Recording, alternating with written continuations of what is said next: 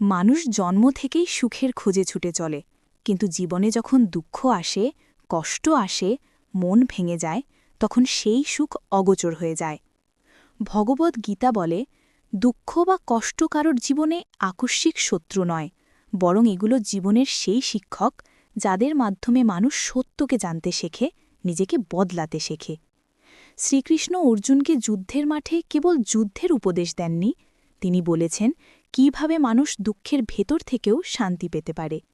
আর সেই শিক্ষাই আজও কোটি মানুষের মন শান্ত করে। চলুন দেখে নেওয়া যাক ভগবদ্ গীতার আলোকে দুঃখ, কষ্ট ও চিন্তা থেকে মুক্তি পাওয়ার উপায়গুলো কি। ১. অনিত্যকে অনিত্য ভাবো, সব কষ্টই ক্ষণস্থায়ী। গীতায় কৃষ্ণ বারবার বলেছেন, যা জন্মেছে তা নশ্বর, আর যা নশ্বর তা কখনো তোমার স্থায়ী নয়। এই কথার গভীর মানে হল, যে দুঃখ আজ তোমাকে আঘাত করছে সেটা আজীবন থাকবে না। যে মানুষ আজ তোমাকে কষ্ট দিল সে মানুষও অনিত্য।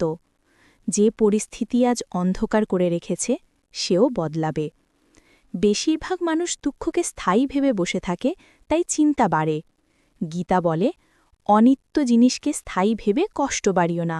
যেখানে কষ্টের স্থায়িত্ব নেই সেখানে উদ্বেগ রাখারও যৌক্তিকতা নেই। ২. অধিকার শুধু কর্মে, ফল নিয়ে অতিরিক্ত চিন্তা নয়। গীতার অন্যতম বিখ্যাত শ্লোক, কর্মণ্যে অধিকারস্তে মা ফলে সুকাদা জানা। তোমার অধিকার তোমার কর্মে, কখনোই ফলের উপর নয়।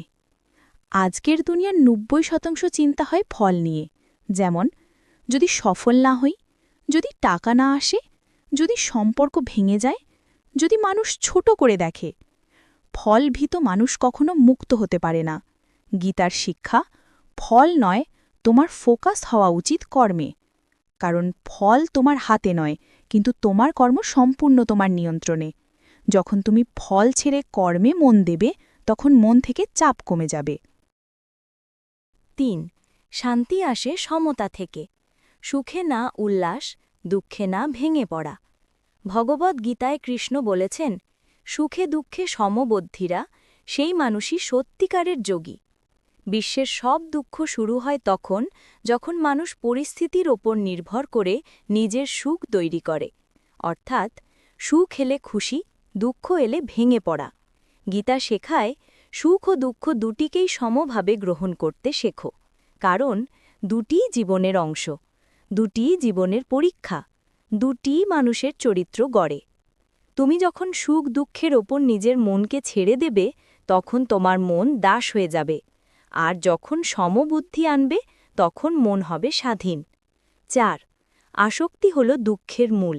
যাকে বেশি ভালোবাসবে তার থেকেই কষ্ট বেশি আসবে। গীতার শিক্ষা, আসক্তি থেকেই ক্রোধ, ক্রোধ থেকে বিভ্রান্তি, বিভ্রান্তি থেকে মনোবিভ্রাট। অর্থাৎ যেখানে অতিরিক্ত আসক্তি সেখানেই দুঃখের বীজ। মানুষ দুঃখ পায় মানুষকে ধরে রাখার চেষ্টা করে বলে, বস্তু বা সম্পর্ককে নিজের সম্পত্তি ভাবে বলে, নিজের আশা অন্যের ওপর চাপিয়ে দেয় বলে। গীতা শেখায়, ভালোবাসো কিন্তু আসক্ত হবে না, দায়িত্ব পালন করো কিন্তু দাস হবে না, সম্পর্ক রাখো কিন্তু নিজেকে হারিয়ে ফেলো না। আসক্তি কমলে মন হালকা হয়, চাপ কমে যায়, কষ্টের গভীরতা অর্ধেক হয়ে যায়। ৫. ধ্যানই হল মানসিক মুক্তির দরজা, মনকে বশে আনো। গীতায় কৃষ্ণ বলেছেন, অশান্তের পক্ষে আনন্দ নেই। যে মন অশান্ত সে মন দুঃখ উৎপাদন করে, আর যে মন স্থির সে মন শান্তি তৈরি করে। ধ্যান বা মেডিটেশন মনকে স্থির করে। ধ্যানের মাধ্যমে অতিরিক্ত চিন্তা কমে, মন ফোকাসড হয়, ইমোশন নিয়ন্ত্রণে আসে, মানসিক শক্তি বাড়ে, নেগেটিভিটি দূর হয়। গীতা বলে, যে ব্যক্তি মনকে নিজের বন্ধু করতে পারে সেই সত্যিকারের জয়ী। শত্রু বাইরে নেই, সবচেয়ে বড় শত্রু আমাদের নিজের মন। অতএব দুঃখ থেকে মুক্তির সবচেয়ে বড় অস্ত্র হল ধ্যান। ৬. বিষাদ তোমাকে থামাতে নয়, বদলাতে এসেছে। দুঃখ আসলে শিক্ষা। গীতায় অর্জুন তখন ভেঙে পড়েছিল, চিন্তায় ডুবে গিয়েছিল, লড়াই করতে পারছিল না। কৃষ্ণ তাকে বলেন, এ হলো তোমার মানসিক দুর্বলতা, এটাকে পরাজিত করো। এই উপদেশ আমাদের জীবনেও প্রযোজ্য। আজ তুমি যেই কষ্টে ভুগছ তা তোমাকে শেষ করতে নয়, তা তোমাকে শক্তিশালী করতে এসেছে। তোমার চিন্তা ভাঙতে এসেছে, তোমাকে নতুন পথে নিয়ে যেতে এসেছে। গীতা বলে, দুঃখকে শত্রু নয়, শিক্ষক হিসাবে দেখো। যখন তুমি দৃষ্টিভঙ্গি বদলে দেবে, তখন কষ্ট আর কষ্ট থাকবে না, তা হয়ে যাবে অভিজ্ঞতা। ৭. নিজের কর্তব্য পালন করা। কর্তব্যই মানুষকে চিন্তা থেকে দূরে রাখে। কৃষ্ণ অর্জুনকে বলেন, নিজের কর্তব্য পালন করা পাপ নয়, বরং কর্তব্য এড়িয়ে যাওয়াই পাপ। মানুষ যখন নিজের কাজ ছেড়ে চিন্তায় ডুবে থাকে, তখন মন আরও অস্থির হয়। অতএব দুঃখ এলেও কাজ চালিয়ে যাও, কষ্ট এলেও থেমে যেও না, নিজের দায়িত্ব পালন করো। এতে মন ব্যস্ত থাকে, অতিচিন্তা কমে যায়, ফলাফল আসতে শুরু করে। কর্মে নিজেকে যুক্ত রাখলে দুঃখের চাপ অর্ধেক হয়ে যায়। ৮. অহংকারই দুঃখের মূল। নিজেকে কেন্দ্র করে চিন্তা করলে কষ্ট বাড়ে। গীতায় কৃষ্ণ বলেন, যাকে অহং ছেড়ে দিতে পারে সেই শান্তি পায়। আজকের সমস্যা হল, মানুষ নিজের আমি, আমার, আমাকে এই ভাবনায় ডুবে থাকে।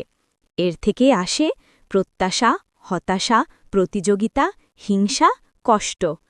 গীতা বলে, অহংকার ছেড়ে দিলে চিন্তা নিজেই কমে যায়। কারণ অহংকারী বলে, কেন আমাকে এটা বলা হলো, কেন আমাকে এটা করতে হলো, কেন আমাকে অবহেলা করা হলো। যদি তুমি আমিকে কম ভাবতে শেখো, তবে দুঃখের অনুভূতিও কম হবে। ৯. ভগবানের উপর আস্থা, অর্থাৎ বিশ্বাস মানে শক্তি।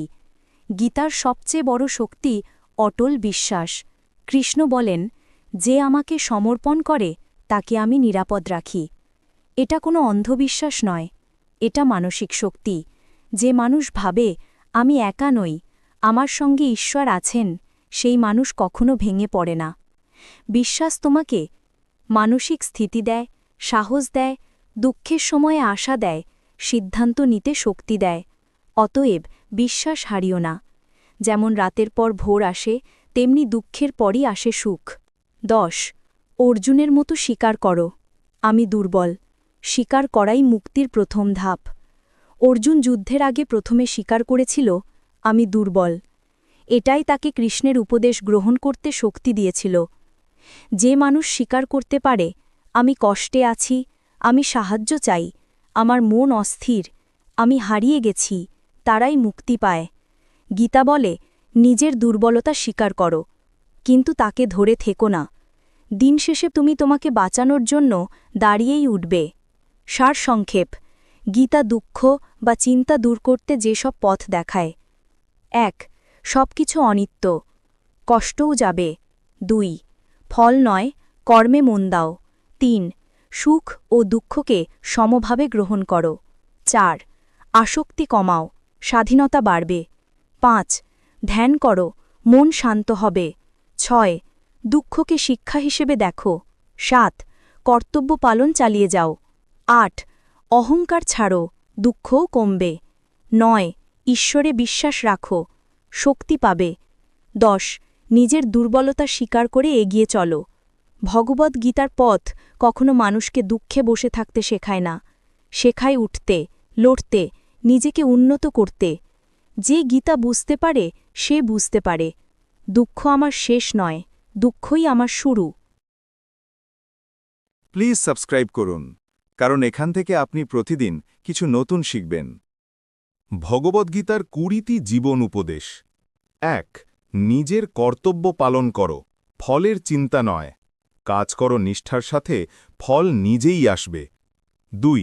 মন যেখানে স্থির, সাফল্য সেখানেই নিশ্চিত। অস্থির মন মানুষকে পথভ্রষ্ট করে। ৩. সংকটে ভয় পেও না, সাহসী সত্যিকারের শক্তি। যুদ্ধে নয়, জীবনের প্রতিটি ধাপে সাহস দরকার। ৪. অজ্ঞতার অন্ধকার কাটানোর একমাত্র আলো জ্ঞান। যত জানবে তত ভয়ের অবসান হবে। ৫.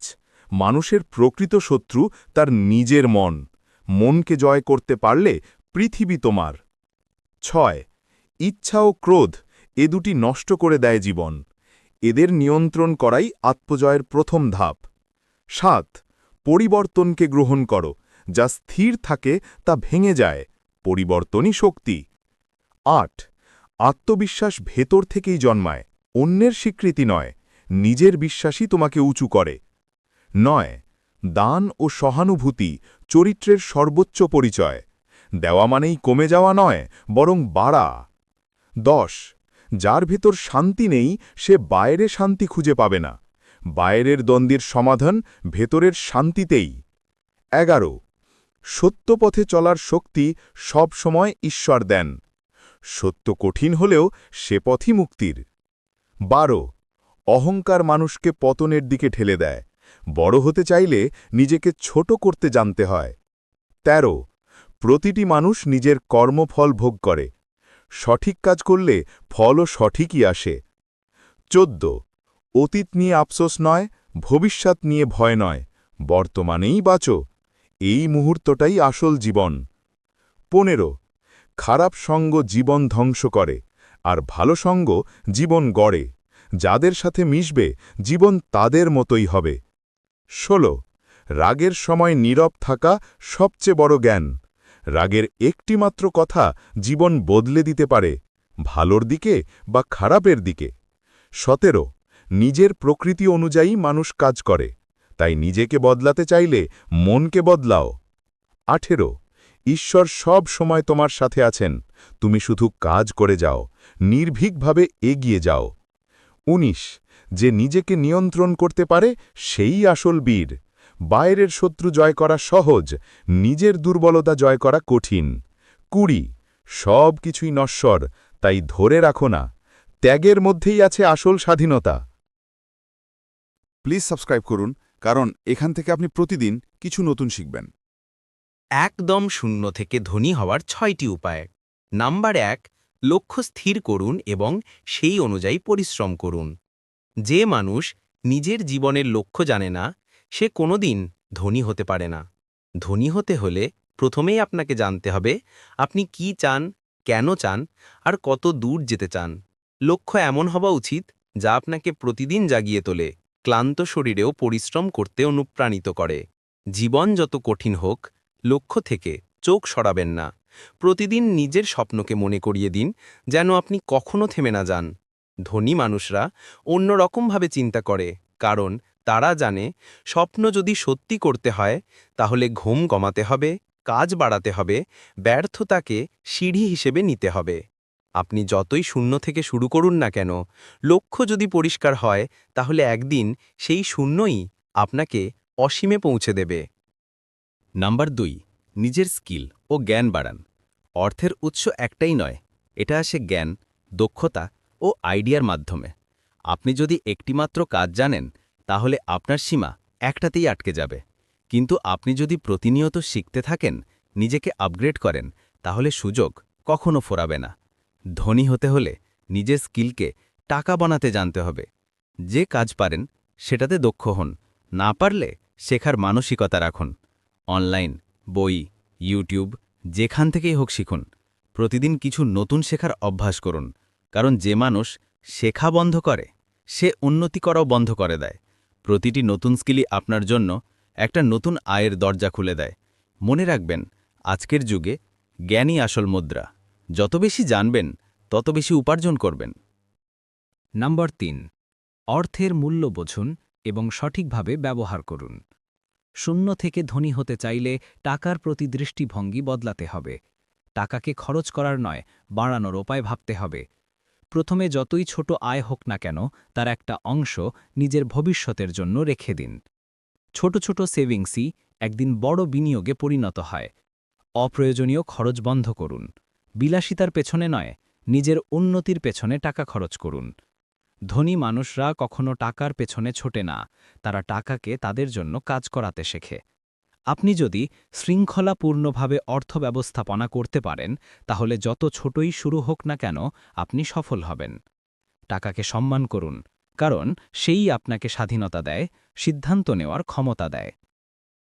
নাম্বার 4 নিজের ব্র্যান্ড তৈরি করুন। ধনী হওয়া শুধু টাকা কামানো নয়, নিজের পরিচয় গড়ে তোলা। আজকের দুনিয়ায় ব্র্যান্ড মানে হল বিশ্বাস। মানুষ যেন আপনার নাম শুনে জানে আপনি কে, কি করেন এবং কেন আপনাকে বেছে নেওয়া উচিত। সেটা হতে পারে ব্যবসা, পেশা বা অনলাইন প্ল্যাটফর্ম। যেখানেই থাকুন, নিজেকে এমনভাবে গড়ুন যেন আপনার কাজই আপনার পরিচয় হয়ে ওঠে। ব্র্যান্ড তৈরি হয় ধারাবাহিকতা দিয়ে, সততা দিয়ে এবং মান বজায় রাখার মাধ্যমে। ধনী মানুষরা নিজেদের কাজ এমনভাবে উপস্থাপন করে যে সেটাই হয়ে যায় তাদের সিগনেচার। আপনি যত বেশি নিজের দক্ষতা ও মূল্যবোধ দিয়ে সমাজে প্রভাব ফেলবেন, তত দ্রুত আপনার নামই হবে আপনার সম্পদ। নাম্বার 5, ঝুঁকি নিতে শিখুন ও ব্যর্থতাকে ভয় পাবেন না। যে শুধু নিরাপদ পথে হাঁটে সে কখনো ইতিহাস গড়তে পারে না। ধনী হতে হলে ঝুঁকি নিতে জানতে হবে, কারণ ঝুঁকির ভেতরেই লুকিয়ে থাকে সাফল্যের দরজা। অনেকেই ভাবে ব্যর্থতা মানেই শেষ, কিন্তু ধনী মানুষরা জানে ব্যর্থতা হল শেখার সুযোগ। প্রতিটি ব্যর্থতাই আপনাকে নতুন অভিজ্ঞতা দেয়, যা আপনাকে আরও শক্ত করে তোলে। ভয়কে জয় করতে পারলে দুনিয়ার কিছুই আপনাকে থামাতে পারবে না। নিজের জীবনের সিদ্ধান্ত নিজে নিন, অন্যের ভয়ে নয়, নিজের বিশ্বাসে। আপনি যত বেশি ঝুঁকি নেবেন, তত বেশি সম্ভাবনার দরজা খুলবে। ছোট শুরু করুন, কিন্তু বড় চিন্তা করুন। মনে রাখবেন, সাহসী সাফল্যের প্রথম বিনিয়োগ। নাম্বার 6, ধৈর্য ধরুন ও নিজের ওপর বিশ্বাস রাখুন। ধনী হওয়ার সবচেয়ে বড় গোপন সূত্র হল ধৈর্য। টাকা রাতারাতি আসে না, সাফল্য একদিনে তৈরি হয় না। আপনি যদি স্থির থাকেন, নিয়মিত কাজ করেন, একদিন ফল আসবেই।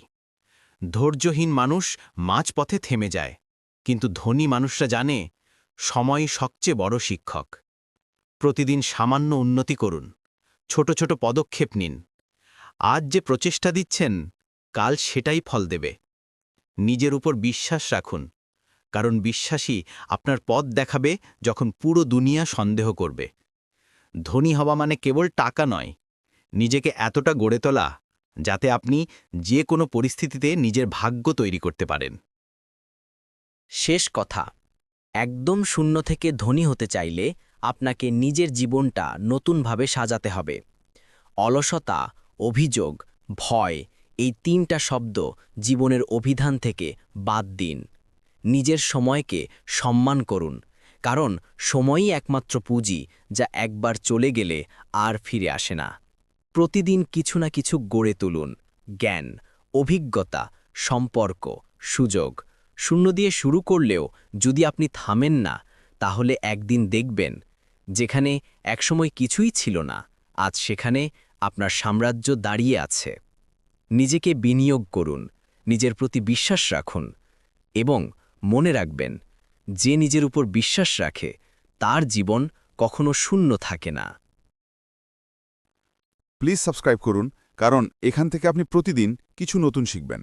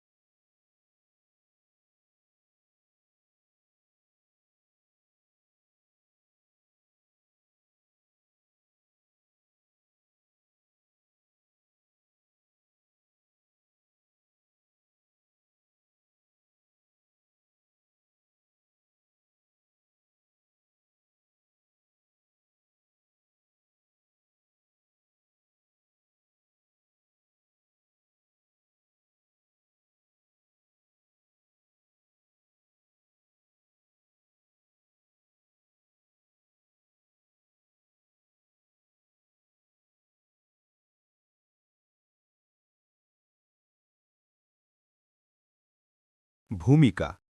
মানুষ ও পশু পাখির সম্পর্ক আদিকাল থেকেই গভীর। মানুষের বসবাসের চারপাশে সব সময় প্রাণীদের উপস্থিতি ছিল।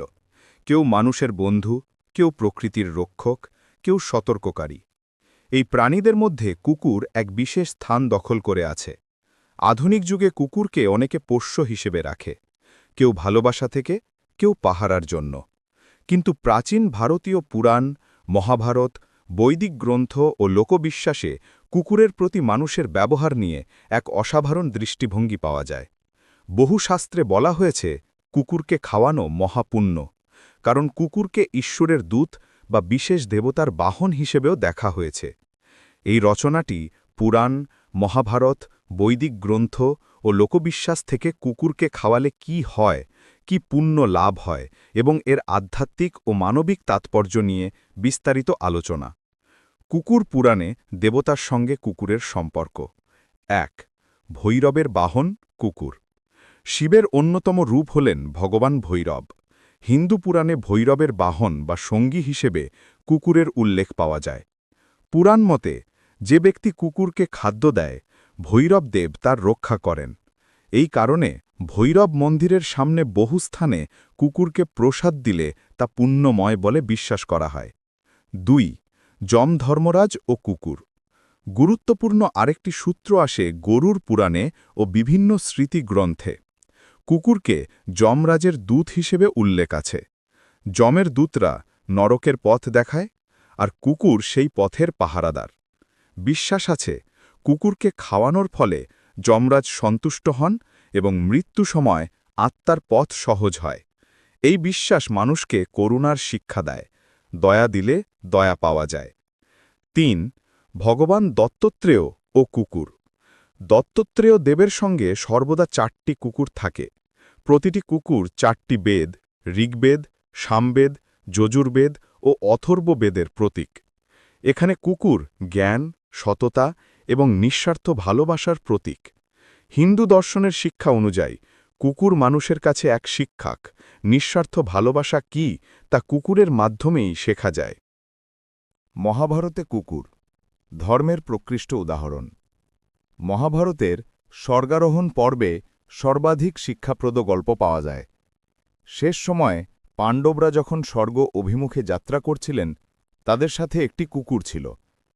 একে একে সবাই পতিত হলেন, কিন্তু যুধিষ্ঠির ও কুকুর দুজনেই এগিয়ে গেলেন। স্বর্গের দরজায় ইন্দ্র এসে বললেন, স্বর্গে সব কিছুর স্থান আছে, কুকুরের নেই, তাতে ফেলে আসুন। যুধিষ্ঠির বললেন, যে আমার সাথে শেষ পর্যন্ত এসেছে, একে ত্যাগ করতে পারব না। এই উত্তরে ইন্দ্র বিস্মিত হন। শেষে কুকুরটি ধর্মদেব হিসাবে নিজেকে প্রকাশ করে বলেন, ধর্মের বড় পরিচয় এই নিষ্ঠা, দয়া ও বিশ্বস্ততা। এখানেই প্রথম প্রমাণ কুকুর ধর্মপরায়ণতা ও ন্যায়ের প্রতীক। কুকুরকে খাওয়ালে কি পুণ্য লাভ হয়? পুরাণ অনুযায়ী প্রাপ্ত ফল। অর্থ: ভৈরব দেবতা সন্তুষ্ট হন, জীবনে অশুভ শক্তি নষ্ট হয়, যমরাজের ক্রোধ কমে, মৃত্যুর পর পথ সহজ হয়, কর্মফল হালকা হয়, পাপ কমে, দারিদ্রতা দূর হয়, অর্থ বৃদ্ধি হয়, পরিবারের নিরাপত্তা বাড়ে, বাড়িতে অশান্তি কমে। উপবাস ও অন্নদানের নিয়মে বলা হয়, অন্নদান সর্বশ্রেষ্ঠ দান, আর ক্ষুধার্ত প্রাণীকে অন্নদান তার থেকেও বড়। কুকুর ক্ষুধার্ত হলে অন্নদান করে অগ্নিকে অর্ঘ্য দেওয়ার সমান ফল পাওয়া যায়। বৈদিক দৃষ্টিকোণ খাদ্যদান ও কর্ম। বেদে দর্শনে বলা হয়, যে প্রাণীর মুখে তুমি খাদ্য দিলে তার ক্ষুধা মেটানোর পুণ্য তোমার কর্মফলকে পরিবর্তন করে। বেদে অন্নদানকে নিরামিষ বা মাংস নির্বিশেষে পবিত্র কাজ বলা হয়েছে।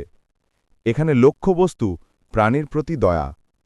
কুকুরকে খাওয়ানোর মাধ্যমে আমরা 3টি মহৎ গুণ অর্জন করি। 1. দয়া, 2. ক্ষুধার্থের সাহায্য, 3. নিঃস্বার্থ দান। এটি কর্মফলকে কমিয়ে ভালো ফল দেয়। শরীর মন অনুযায়ী লাভ। কুকুরের প্রতি দয়া থেকে একজন মানুষের মানসিক উপকার হয়। জানতে শাস্ত্রে বলা হয়, 1. মানসিক প্রশান্তি। দানে যে মানসিক শান্তি পাওয়া যায় তা অন্য কোথাও পাওয়া যায় না। 2. ইতিবাচক শক্তি বৃদ্ধি। ক্ষুধার্ত প্রাণীকে খাবার দিলে তার আশীর্বাদ ও দোয়া মানুষের মন ভালো করে। ৩. ভালোবাসা ও বিশ্বস্ততার শিক্ষা। কুকুর কখনো অকৃতজ্ঞ হয় না, সে কৃতজ্ঞতা দেখায়, সান্নিধ্য দেয়, এভাবেই মানুষ ভালোবাসতে শেখে। লোকবিশ্বাস ও বাস্তবতা। পুরাণে বলা আছে, কুকুর রাতে অশুভ শক্তি শনাক্ত করতে পারে। এই কারণে প্রাচীন গ্রাম বা মঠে কুকুরকে খাবার দেওয়া হতো, যাতে সে পাহারা দেয়। আর আধুনিক বিজ্ঞান বলে, কুকুর মানুষের মানসিক চাপ কমায়, সঙ্গী দেয়, বিপদ থেকে সতর্ক করে। তাই বিশ্বাস, দর্শন, বিজ্ঞান সবই সম্মত, কুকুরকে খাওয়ানো মানে পৃথিবীতে এক দয়া ছড়িয়ে দেওয়া। আধ্যাত্মিক শিক্ষা শেষ অংশ। কুকুর আমাদের শেখায় নিঃস্বার্থ ভালোবাসা, একনিষ্ঠতা, সঙ্গী দেওয়া। ভগবান বা পুরাণ এদের শ্রেণীবিভাজন করেনি, করেছে আমরা। শাস্ত্রগুলি বারবার বলে, প্রাণীতে দয়া, ইহাই ধর্ম। দয়া না থাকলে কোনো পূজা সম্পূর্ণ হয় না। দানের মধ্যে সবচেয়ে বড় ক্ষুধার্থের ক্ষুধা নিবারণ। যে ব্যক্তি কুকুরকে খাওয়ায়, সে শুধু একটি প্রাণীকে খাবার দেয় না, সে ধর্ম পালন করে, ভগবানের সেবা করে এবং মানবতার পরিচয় দেয়। উপসংহার: মানুষ পশুর মধ্যে সবচেয়ে বুদ্ধিমান, আর তাই তার দায়িত্ব সবচেয়ে বেশি। একটি ক্ষুধার্ত প্রাণীকে খাবার দিতে পারা মানে নিজের অমানবিকতা ভেঙে মানুষ হওয়া।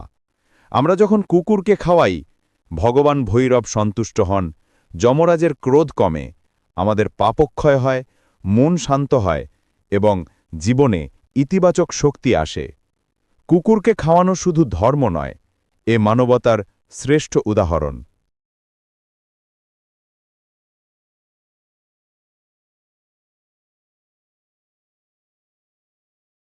যা চিন্তা করবেন সেটাই পাবেন, মনের অলৌকিক শক্তি।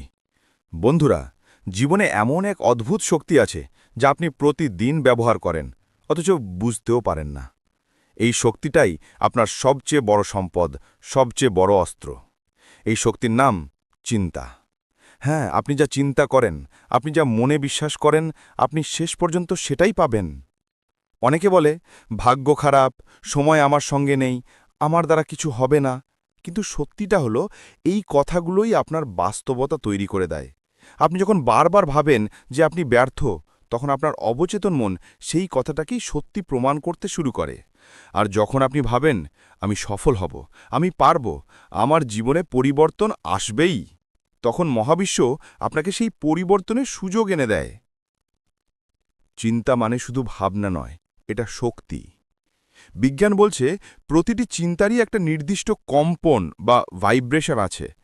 যখন আপনি কিছু ভাবেন, তখন আপনার মস্তিষ্ক থেকে এক ধরনের তরঙ্গ ছড়িয়ে পড়ে মহাবিশ্বে। মজার বিষয় হচ্ছে, মহাবিশ্ব সেই একই কম্পনকে আবার আপনার দিকে ফিরিয়ে দেয়। অর্থাৎ আপনি যদি ভালো চিন্তা করেন, ইতিবাচক চিন্তা করেন, তাহলে সেই শক্তি আপনাকে ভালো জিনিস এনে দেয়। আর যদি আপনি সারাক্ষণ ভয়, সন্দেহ, হিংসা বা নেতিবাচক চিন্তায় ডুবে থাকেন, তাহলে সেগুলোকেই আপনার জীবনে আকর্ষণ করেন। এটাই হলো ল অফ অ্যাট্রাকশন, আকর্ষণের সূত্র। মহাবিশ্ব শোনে আপনার মনের ভাষা। মহাবিশ্ব কোনো শব্দ বোঝে না, সে বোঝে অনুভূতি। যখন আপনি কৃতজ্ঞতার সঙ্গে বলেন, ধন্যবাদ, আমার জীবনে এত কিছু আছে, তখন আপনি আরও প্রাচুর্য টানেন। আর যখন আপনি অভিযোগ করেন, আমার কিছুই নেই, তখন মহাবিশ্ব আরও অভাব এনে দেয়। ধরুন, আপনি যদি ভাবেন, আমার টাকা নেই, তাহলে আপনি অভাবের কম্পন পাঠাচ্ছেন। কিন্তু যদি আপনি ভাবেন, আমার কাছে প্রচুর অর্থ আসছে, আমি সমৃদ্ধ হচ্ছি, তাহলে মহাবিশ্ব সেই কম্পন অনুযায়ী কাজ করে। মনে রাখবেন, আপনি যা বলছেন তা নয়, আপনি যেভাবে অনুভব করছেন সেটাই আপনার ভবিষ্যৎ তৈরি করছে। চিন্তার মাধ্যমে সফলতার বাস্তব উদাহরণ। বিশ্বের প্রায় সব সফল মানুষই এই সত্যটি জানতেন। ধরুন, স্টিভ জবস একসময় কলেজ ছেড়ে দিয়েছিলেন, তবুও তার মন সবসময় বিশ্বাস করত, আমি এমন কিছু তৈরি করব যা পৃথিবী বদলে দেবে। তার সেই বিশ্বাসই তাকে নিয়ে গিয়েছিল অ্যাপেল প্রতিষ্ঠার পথে। আবার এপিজে আব্দুল কালাম ছোটবেলায় পত্রিকা বিলি করতেন, কিন্তু মনের ভেতরে তার একটাই চিন্তা ছিল, আমি একদিন বিজ্ঞানী হব। তার চিন্তা, তার বিশ্বাস আর কঠোর পরিশ্রমের মিলনেই তিনি দেশের রাষ্ট্রপতি হয়ে উঠেছিলেন। আর জিম ক্যারি, হলিউডের বিখ্যাত অভিনেতা, একসময় গাড়িতে বসে নিজের কাছে $10 মিলিয়ন চেক লিখে রেখেছিলেন, অ্যাক্টিং সার্ভিসেস রেন্ডার্ড নামে। তিনি প্রতিদিন সেই চেকটি দেখে ভাবতেন, একদিন এটা সত্যি হবে। বছর কয়েক পর সত্যি তিনি সেই অঙ্কের চেক পান তার প্রথম বড় ছবির জন্য। এগুলো কোনো জাদু নয়, এটাই চিন্তার জগৎ। আপনার চিন্তা বদলান, জীবন বদলে যাবে। আপনার জীবন এখন যেমন আছে তা সম্পূর্ণ আপনার পুরনো চিন্তার ফলাফল। যদি আপনি নতুন জীবন চান, তবে প্রথমে নতুনভাবে চিন্তা করতে শিখুন। আজ থেকে আমি পারব না কথাটা বাদ দিন। আমার দ্বারা কিছু হয় না চিন্তাটা ধ্বংস করুন। আমার সময় খারাপ যাচ্ছে না বলে বলুন, আমার সময় পরিবর্তনের পথে। চিন্তা হলো বীজ, আর জীবন হলো সেই বীজের ফল। যেমন বীজ বুনবেন তেমন ফলই পাবেন। মনকে প্রশিক্ষণ দিন ইতিবাচক ভাবনায়। প্রতিদিন সকালে 5 মিনিট নিজের চোখ বন্ধ করে এমন কিছু ভাবুন যা আপনি পেতে চান।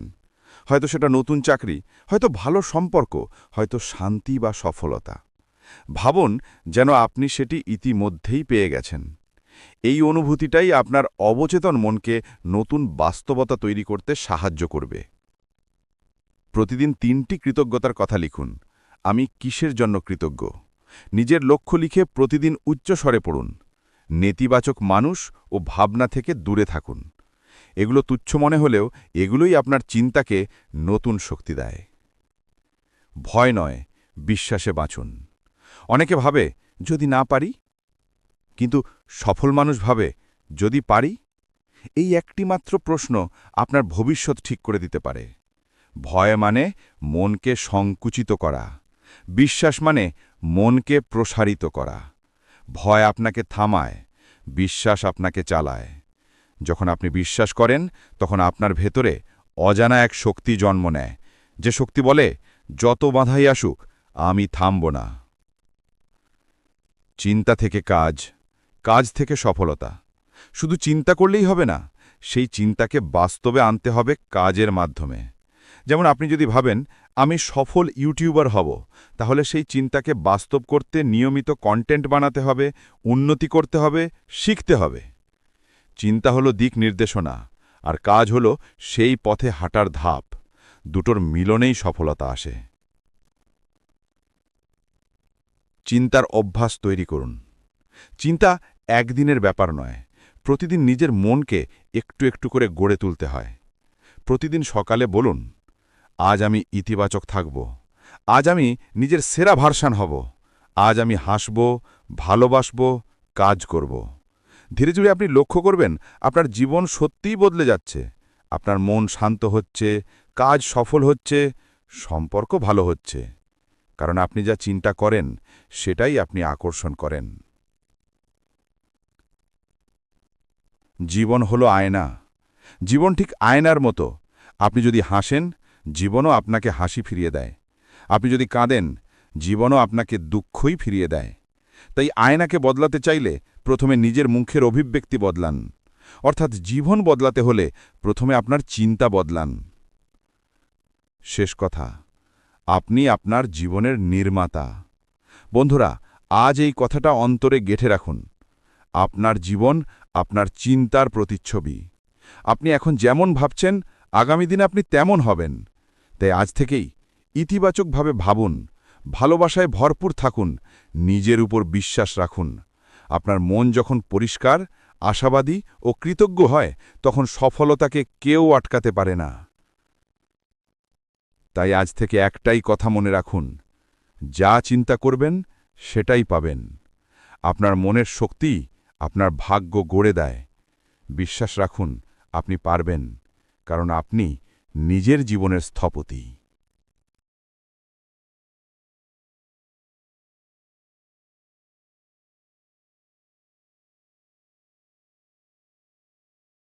অতৃপ্ত চাহনা। শীতের হিমেল ভোর, মফস্বল শহরের এক কোণে ছোট্ট দোতলা বাড়ি, নাম চন্দ্রালোক ভিলা। এই বাড়িতেই থাকে রূপা, একলা এক মেয়ে। বয়স 23, কলেজে পড়ে বাংলা অনার্সে। বাইরে থেকে সে শান্ত, সংযত, কিন্তু তার চোখে সবসময় লুকিয়ে থাকে এক অদ্ভুত অপেক্ষা, যেন কারোর জন্য অনন্ত প্রতীক্ষা। রূপার বাবা রিটায়ার্ড স্কুলমাস্টার, মা মারা গেছেন 5 বছর আগে। মায়ের মৃত্যুর পর থেকেই রূপার মনে জমে গেছে এক অদ্ভুত শূন্যতা। সারাদিন কলেজ, পড়াশোনো, আর রাতে বারান্দায় দাঁড়িয়ে চাঁদের দিকে তাকিয়ে থাকা, এই তার রুটিন। একদিন কলেজে নতুন একজন প্রফেসর আসেন, অরিজিৎ স্যার, বয়স প্রায় 30-এর কোঠায়। তার পড়ানোর ধরন, গভীর চোখ আর কণ্ঠের মায়াবী গাম্ভীর্যে পুরো ক্লাস যেন থমকে যায়। প্রথম দিন থেকেই রূপা টের পায় তার বুকের ভেতরে কিছু একটা বদলে যাচ্ছে। প্রতিদিন স্যার যখন বোর্ডে লিখতেন, রূপা তাকিয়ে থাকত নিঃশব্দে। বন্ধুরা ঠাট্টা করত, দেখিস না, রূপা প্রেমে পড়ছে। সে হাসত, কিন্তু তার ভেতরের অস্থিরতা ঢাকতে পারত না। একদিন ক্লাস শেষে স্যার রূপাকে ডাকলেন। তোমার লেখা কবিতাটা খুব সুন্দর হয়েছে, কোথা থেকে এমন অনুভূতি আসছে? রূপা লজ্জায় মাথা নিচু করে বলল, শুধু কল্পনা স্যার। স্যার হেসে বললেন, কল্পনাই তো সত্যকে সুন্দর করে তোলে। সেই কথাটাই যেন রূপার হৃদয়ে গেঁথে গেল। সেদিন রাতে জানালার পাশে বসে সে প্রথমবারের মতো অরিজিৎ স্যারের কথা ভেবে কাঁদল। অদ্ভুত এক টান, এক চাহনা, যা মুখে বলা যায় না, কিন্তু মন থেকে মুছেও ফেলা যায় না। দিন যেতে লাগল। রূপা এখন প্রতিদিন একটু সাজে, চুল খোলা রাখে, ক্লাসে স্যারের সামনে বসে। স্যারও কখনো কখনো তার চোখে চোখ রাখেন, একটা মৃদু হাসি দেন, যা রূপার ভেতর আগুন ধরিয়ে দেয়। একদিন কলেজে বার্ষিক সাহিত্য সভা, রূপা কবিতা পাঠ করবে। তার লেখা কবিতার নাম অতৃপ্ত চাহনা। কবিতার প্রতিটি লাইনে ছিল অরিজিৎ স্যারের প্রতি তার নীরব প্রেমের ছায়া। তোমার চোখে দেখি নীল শূন্যতার সমুদ্র, তবু ডুবতে ভয় পাই আমি, কারণ জানি তুমি কখনো আমায় টেনে নেবে না তীরে। সবাই হাততালি দেয়, কিন্তু স্যার শুধু নিঃশব্দে তাকিয়ে থাকেন। সেই দৃষ্টিতেই যেন হাজার কথা। প্রোগ্রাম শেষে স্যার ধীরে বলে ওঠেন, এই কবিতাটা কি তোমার নিজের অনুভূতি? রূপা থেমে যায় কিছুক্ষণ, তারপর বলে, যদি বলি হ্যাঁ। স্যার মৃদু নিঃশ্বাস ফেলেন। রূপা, জীবনে অনেক অনুভূতি থাকে, কিন্তু সব অনুভূতি প্রকাশ করার নয়। এরপর থেকে স্যার কিছুটা দূরে সরে যান। ক্লাসে আগের মতো কথা বলেন না, চোখও এড়িয়ে চলেন। রূপা বুঝতে পারে হয়তো সে সীমা পেরিয়ে ফেলেছিল, তবুও মন বলে, প্রেম কি সীমা মানে? একদিন বিকেলে বৃষ্টি পড়ছে। রূপা কলেজ থেকে ফিরছিল, রাস্তার পাশে হঠাৎ দেখতে পেল স্যার ছাতার নিচে দাঁড়িয়ে। স্যারের চোখে ক্লান্তি, তবু হাসি। রূপা এগিয়ে গেল। স্যার, আপনি একা? হ্যাঁ, একটু ভিজতে ভালো লাগে। আমিও ভিজতে ভালোবাসি। দুজনেই তখন বৃষ্টির ভেতর দাঁড়িয়ে, কোনো কথা নেই, শুধু চোখের ভাষা। মুহূর্তটা যেন সময়কে থামিয়ে দেয়। কিন্তু হঠাৎ স্যার বললেন, রূপা, আমি বিয়ে করতে যাচ্ছি। রূপা কিছু বলতে পারল না। বুকের ভেতর যেন কিছু ছিঁড়ে গেল। শুধু মাথা নিচু করে বলল, অভিনন্দন স্যার। বৃষ্টির জলে মিশে গেল তার চোখের জল। এরপর রূপা কয়েকদিন কলেজে যায়নি। নিজের ঘরে তালা দিয়ে লিখে চলেছে। লিখছে তার অতৃপ্ত চাহনা। প্রতিটি পৃষ্ঠায় শুধু একটাই নাম, অরিজিৎ। বাবা বুঝতে পারেন মেয়েটা বদলে গেছে। একদিন বললেন, মা, জীবনটা এত ছোট নয় যে এক মানুষে থেমে যাবে। রূপা হেসে বলল, আমি জানি বাবা, কিন্তু কিছু ভালোবাসা কখনো মরে না, শুধু চুপ করে বেঁচে থাকে। 2 বছর পরে রূপা কলেজের লেকচারার হিসেবে চাকরি পায়। এখন সে ছাত্রছাত্রীদের শেখায়, অনুভূতি মানেই দুর্বলতা নয়, সেটা জীবনকে বুঝতে শেখায়। একদিন সেমিনারে গিয়ে সে আবার অরিজিৎ স্যারের সঙ্গে দেখা পেল। স্যারের মুখে ক্লান্তির রেখা, চোখে কিছু অনুশোচনা। রূপা, তুমি অনেক বড় হয়ে গেছ। না স্যার, আমি শুধু আমার চাহনাকে শব্দে পরিণত করেছি। স্যার মৃদু হেসে বললেন, তুমি তখন যা অনুভব করেছিলে আমি বুঝেছিলাম, কিন্তু সমাজের বাঁধন ভাঙার সাহস তখন ছিল না। রূপা শান্ত গলায় উত্তর দিল, কোনো আফসোস নেই স্যার। হয়তো প্রেমের পরিপূর্ণতা না থাকলেও তার অসমাপ্তিটাই তাকে অমর করে তোলে। দুজনেই কিছুক্ষণ চুপ। হঠাৎ স্যার বললেন, তুমি কি এখনও আমাকে ভালোবাসো? রূপা তাকিয়ে থাকে দূরের আকাশে। তারপর বলে, ভালোবাসা মরে না স্যার, শুধু রূপ বদলায়। এখন আপনি আমার গল্পের চরিত্র, কবিতার প্রেরণা, জীবনের শিক্ষা। স্যার ধীরে মাথা নেড়ে চলে গেলেন। রূপা জানালার পাশে দাঁড়িয়ে রইল। আকাশে পূর্ণ চাঁদ। মনে মনে ফিসফিস করে বলল, যা চাওয়া হয়নি তাই তো চিরদিন থেকে যায়, অতৃপ্ত চাহনা হয়। শেষ কথা। কখনো কখনো ভালোবাসা পূর্ণতা পায় না, কিন্তু তার অসম্পূর্ণতাই জীবনের সবচেয়ে গভীর শিক্ষা হয়ে ওঠে। রূপার মতো অনেকেই হয়তো তাদের অরিজিৎকে পায় না, কিন্তু সেই অপূর্ণতাই তাদের লেখায়, জীবনে, ভালোবাসায় অমর হয়ে থাকে। কালো কুয়াশার বাড়ি। রাতটা ছিল অদ্ভুতভাবে নিস্তব্ধ। আকাশে পূর্ণিমার চাঁদ, অথচ তার আলো যেন জমিনে পৌঁছাতে পারছে না।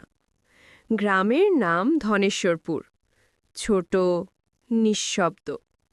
চারপাশে তালগাছ, বটগাছ, আর মাঝখানে এক টুকরো মাঠ। সেই মাঠের শেষ প্রান্তে একটা ভাঙা বাড়ি দাঁড়িয়ে আছে বহু বছর ধরে। কেউ কাছে যায় না। মানুষ একে ডাকে কালো কুয়াশার বাড়ি। শোনা যায় প্রতি পূর্ণিমার রাতে বাড়িটার চারপাশে ঘন কালো কুয়াশা নেমে আসে। কুয়াশার ভেতর থেকে শোনা যায় কারো কান্না, কখনো হাসির আওয়াজ।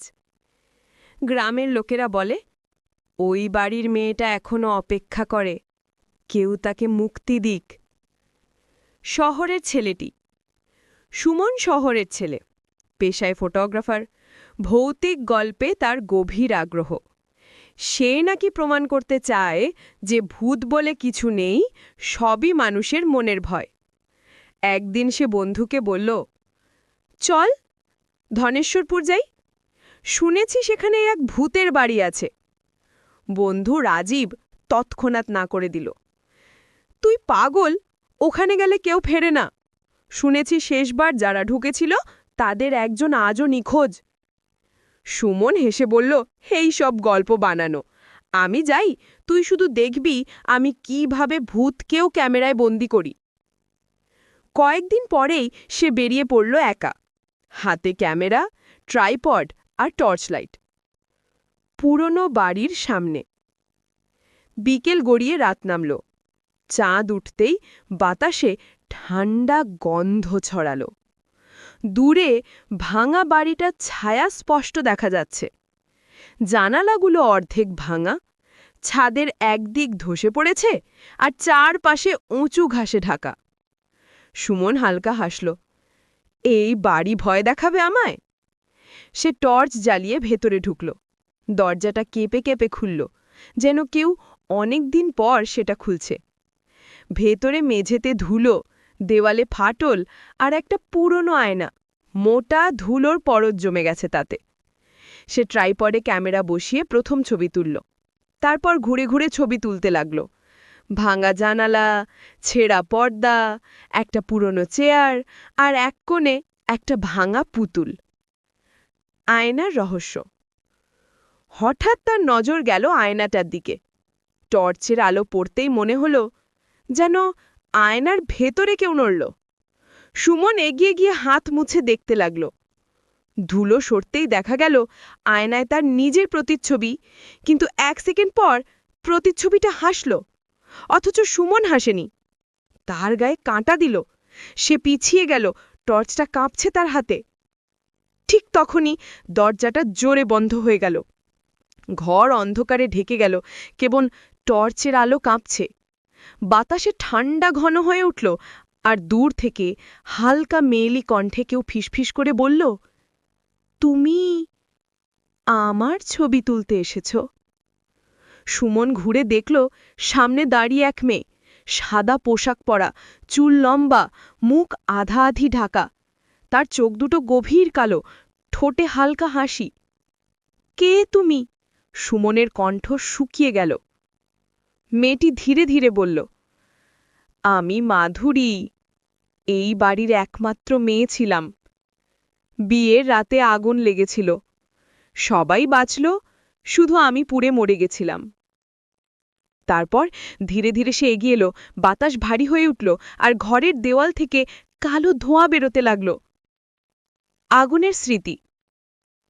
মেয়েটির চোখ থেকে টপ টপ করে অশ্রু পড়ছে, কিন্তু অশ্রু নয়, কালো ছাইয়ের ডানা। সে বলল, আমার মুখ কেউ দেখতে চায়নি আগুনের পরে।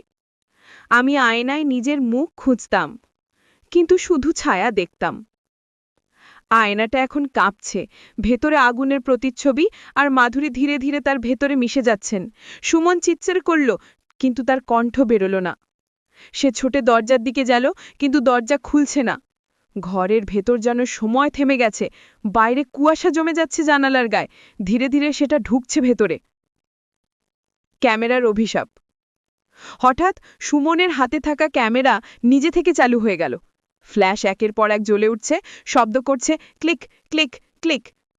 প্রতিটি ফ্ল্যাশের আলোয় দেখা যাচ্ছে মেয়েটি আয়না থেকে বেরিয়ে আসছে, আগুনে পোড়া মুখে এক ভয়ঙ্কর হাসি। শেষ ফ্ল্যাশের পর সব অন্ধকার। পরের দিন সকাল, গ্রামের কিছু লোক সাহস করে বাড়ির কাছে গেল। দরজাটা খোলা, কিন্তু ভেতরে কেউ নেই। শুধু টেবিলের ওপর ক্যামেরাটা পড়ে আছে, পাশে সুমনের ব্যাগ।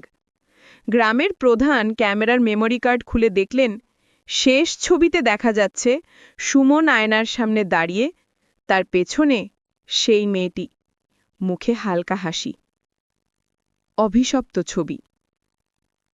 সেই দিন থেকে ওই ছবি কেউ দেখতে সাহস করে না, কারণ যেই ছবিটা দেখেছে সে রাতে আয়নায় নিজের পেছনে ছায়া দেখতে পেয়েছে। কারো কারো মতে তারা শুনেছে এক মেয়েলি কণ্ঠ, আমার মুখটা সুন্দর করে তুলে দাও না। ধনেশ্বরপুরের সেই বাড়ি আজও আছে। এখনো পূর্ণিমার রাতে দূর থেকে দেখা যায় কুয়াশার মধ্যে এক মেয়ে জানালায় দাঁড়িয়ে আছে, মুখে হালকা হাসি, যেন অপেক্ষায় কেউ তার ছবি তুলবে। অতীতের সত্য।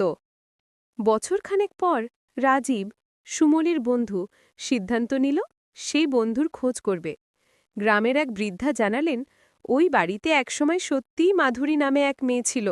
তাকে বিয়ে দিতে যাচ্ছিল তার বাবা, কিন্তু বরপক্ষ চেহারা দেখে অপমান করেছিল। সেই রাতে সে নিজেই আগুন লাগিয়ে দিয়েছিল ঘরে। রাজীব শুনে থরথর করে কাঁপল। বৃদ্ধা আরও বললেন, ওর আত্মা এখনও শান্তি পায়নি। যেই ক্যামেরা নিয়ে ওই ঘরে যায় সে আর ফেরে না। ও খুঁজে এমন কাউকে যে তার সুন্দর মুখটা আবার ফিরিয়ে দেবে। রাজীব আতঙ্কে ক্যামেরাটা দেখতে চাইল। পুরনো দোকানে গিয়ে সে ক্যামেরাটা পেল, যেটা সুমনের নামে রাখা ছিল। মেমোরি কার্ডের শেষ ছবিটা খুলতেই ঘরে আলো নিভে গেল।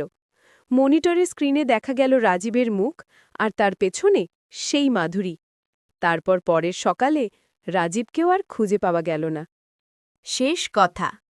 এখনো যখন রাত গভীর হয়, ধনেশ্বরপুরের মানুষ বলে, যদি কখনো পূর্ণিমার রাতে কালো কুয়াশা নেমে আসে, দূরে থেকো, কারণ কুয়াশার আড়ালে এক মেয়েও এখনো অপেক্ষা করে তার অপূর্ণ ছবিটা শেষ করতে।